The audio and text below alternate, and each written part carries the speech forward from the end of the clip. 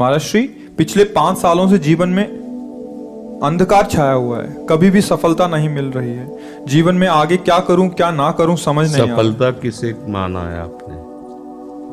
महाराज जी, श्री जी मैं पढ़ाई पूरी की और मैंने श्री जी से कहा कि मैं अब क्या करूं। उन्होंने मुझे कुछ संकेत दिए थे कि आप सरकारी में जाइए और प्रभु की सेवा करिए। फिर सफलता नहीं मिल रही उसमें एग्ज़ाम में, और अभी है। आप हमारी बात समझिए, आपको श्री जी ने संकेत किया और आप सफलता नहीं प्राप्त कर, दोनों बातें झूठी है ना, दोनों बातें झूठी हैं। आप सत्य को स्वीकार कीजिए। श्री जी के संकेत को आप जानने लगे। आप श्री जी के संकेत तो तभी जब आप उनकी मन की बात जान लेना, तो आप कितने बड़े सिद्ध हो गए। और फिर सफलता किसकी चाहते हो? प्रकृति जन्य की। आप श्री जी के संकेत को जान जाओगे तो श्री जी के प्रेम की सफलता चाहोगे, लोकवत नहीं। और ये लोक की सफलता, सुनो पहले, प्रारब्ध के अधीन है। इसकी सफलता के लिए श्री जी से प्रार्थना मत करो। हमारी बात समझना। विद्यारण्य जी एक बहुत बड़े महापुरुष हुए हैं। उन्होंने अपने माता पिता को सुखी करने के लिए, धन प्राप्ति के लिए गायत्री अनुष्ठान किया। ब्राह्मण कुल में जन्म हुआ था। एक पुरस्चरण 24 लाख गायत्री होता है। उन्होंने एक पुरस्चरण किया, 2 पुरस्चरण किया, एक बार भी कोई धन की प्राप्ति नहीं हुई। आखिरी में उन्होंने संन्यास लिया। जीव संन्यास लिया, माता गायत्री प्रकट हो गई। उनका अब इंद्रासन भी मांगो तो आपका, तो बोले अब क्या जरूरत है, अब तो वैरागी हो गया, विरक्त हो गया। माता पिता भी पधार गए, उनकी सेवा के लिए अर्थ चाहना। 23 पुरस्चरण किए, तो आप तब नहीं आई। तो उनका तुम्हारे अनंत जन्मों में ऐसे 24 महापाप थे जिनके कारण मैं नहीं आ पा रही थी। अब वो 23 पुरण से चरण से नष्ट हुए, पुरस्चरण से, और 24वां तुमने संन्यास लिया। तो अब आप जो चाहो पर, बोले अब चाहिए ही नहीं, क्योंकि अब सन्यासी हो गए, अब तो ब्रह्म प्राप्ति के लिए। तो इससे आभास होता है कि अगर हमारा बुरा प्रारब्ध है तो हमको भोगना पड़ेगा। हम कितना भी प्रयास करें वो हमें, तो हम क्या करें इसमें जिससे हमें परम शांति हो? प्रभु के नाम का जप करते हुए उन पर दृष्टि लगाएं कि प्रारब्ध से हमारा भरण पोषण शरीर का भले, ये हमारा भरण पोषण आपसे होगा नाथ। तो वो एक ऐसे हैं जो आपके प्रारब्ध को भी मिटा देंगे। वो ऐसे शरणागत वत्सल हैं कि सब लिखा पढ़ी अलग कर देंगे। सुदामा जी को दरिद्रता का योग था। ऐसी दरिद्रता, कई कई दिन तक भिक्षा नहीं मिलती थी। ये जितने भी चरित्र हमारे लिए उदाहरण है। मांगने जाते थे तो मांगने से भी नहीं मिलता था, कई कई दिन। तो एक दिन उनकी पत्नी ने कहा कि हमारा आपका तो चरणामृत से भी गुजारा 2 दिन 3 दिन हो, 4 दिन हो, छोटे छोटे बच्चे तो मर जाएंगे ऐसे। कुछ तो उन्होंने कहा, श्री कृष्ण के सिवा हमारा कोई नहीं, अब हम क्या कर सकते हैं? प्रारब्ध जब बिगड़ता है ना, वो कोई सफलता नहीं होने देता। तो एक दिन श्री रुक्मिणी जी प्रसाद ठाकुर जी को भोग पा रही थी, तो वो ऐसे रोक दिए, उदास हो गए। तो उनका, प्रभु ऐसी स्थिति हमने जब जब आपकी देखी, तो किसी भक्त को जब कष्ट होता है तब आपको ऐसे देखा है। कौन सा भक्त है और क्या कष्ट है? तो का एक सुदामा नाम के हमारे मित्र हैं, कई दिन से भोजन भी उनको, प्रभु आपके मित्र और मैं आपकी दासी, महालक्ष्मी का अवतार रुक्मिणी, आप हुक्म कीजिए, लोक लोक की संपत्ति वहां। बोले उसको चाह नहीं है, हमारे मित्र को चाह नहीं है, और चाह ना होने पर हम विवश हैं। अगर वो चाह कर ले तो सारी व्यवस्था हो जाए। बोले पैदा करो जाके चाह। बोले उनके हृदय में तो नहीं पैदा कर सकते, हम भी, क्योंकि जिस हृदय में भगवान का आश्रय और निरंतर चिंतन है, वहां माया की चाह नहीं होती। बोले उनकी पत्नी के हृदय में, बोले प्रयास करते हैं जाके। भगवान संत वेश में गए, भिक्षाम दे, निकली। अतिथि का सत्कार करना गृहस्थ का धर्म होता है। हाथ जोड़ा और कहा, हम असमर्थ हैं, आपको भिक्षा नहीं दे सकते। क्यों? बोले हम अपवित्र हैं, हमारे ऊपर सूतक लगा हुआ है। किस बात का सूतक? हमने एक पुत्र जन्मा है, तो ठीक है, हम 10-12 दिन बाद आ जाएंगे। बोले नहीं, आजीवन अपवित्र रहेंगे। वैसा कौन सा? बोले दरिद्रता रूपी। विद्वान की पत्नी है तो ऐसे उनका दरिद्रता रूपी पुत्र का जन्म, अर्थात सीधे कि मैं नहीं दे सकती या देने योग्य नहीं, ऐसा न कहीं उनका मैं अपवित्र हूं। उनका दरिद्र कैसे हो सकती हो? जिनके पति के मित्र द्वारिकाधीश भगवान श्री कृष्ण है, वो दरिद्र कैसे हो सकता है? एक बार कहो ना अपने पति से। चले गए।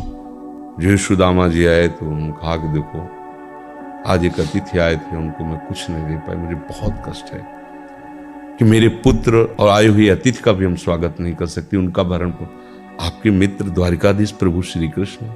सुदामा जी ने कहा, बोले चले जाओ ना, वो कुछ न कुछ सहयोग कर देंगे। तो बोले हम ऐसे मित्र नहीं बनाए कि वो हमारा सहयोग करे, कभी नहीं, मर जाऊंगा, पर उनसे ये नहीं कहूंगा कि आप हमारा। बोले मत कहना, दर्शन के लिए तो चले जाओ, वो सुना है इतने उदार हैं कि वो जाने पर ही दे देंगे।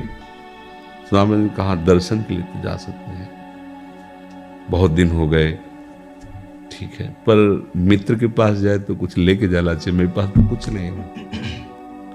पड़ोस में जैसे किसी से मांगने गई तो, अरे समय जब बिगड़ता कोई नहीं होता साथ। एक ने थोड़ी उदारता दिखाई तो चावल पछोरने पर जो आगे कणका होते चावल के, जो प्राय वो लिए सुदामा जी ने कहा हमारे प्रभु भाव के भूखे, कुछ ले जाएंगे, खाली हाथ तो नहीं है। पोट्री में सारांश में बता रहे हैं, द्वारपालों ने देखा कि हड्डी हड्डी शरीर में कई जगह से फटे वस्त्र, बेवाई फटी हुई, तो दिखाई दे रहा था दरिद्रता की मूर्ति है। तो उनका किससे मिलना है तुमको? तो उनका श्री कृष्ण से। बोले संभाल के बोलो, क्योंकि पार्षद है, अनंत कोट ब्रह्मांडों के नायक प्रभु के ऐसे बोलते कोई श्री कृष्ण कोई ऐसे गली आए, उनका जाके तो तुम बोलो ना, श्री कृष्ण से जाके कह दो कि एक सुदामा नाम के ब्राह्मण आए हुए। पार्षद गए, वो प्रभु बड़ा अजीब आदमी है, आपका नाम बिना किसी सभ्यता के ले रहा है। वो कह रहा श्री कृष्ण से कह सुदामा, कूद पड़े, भगवान दौड़े। वो पार्षद, वो सब की ब्रह्मा जी शंकर जी आते हैं तो वहां खड़े रहते हैं घंटों, भगवान ऐसे भागे।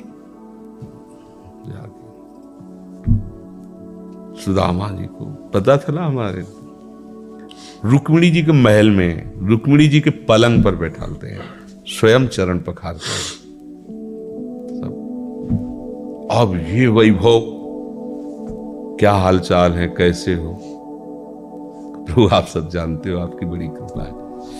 तो ब्याह हो गया? हाँ, ब्याह भी हो गए, बच्चे भी हो गए। हमारे पास आए तो कुछ तो लाए ही होगे।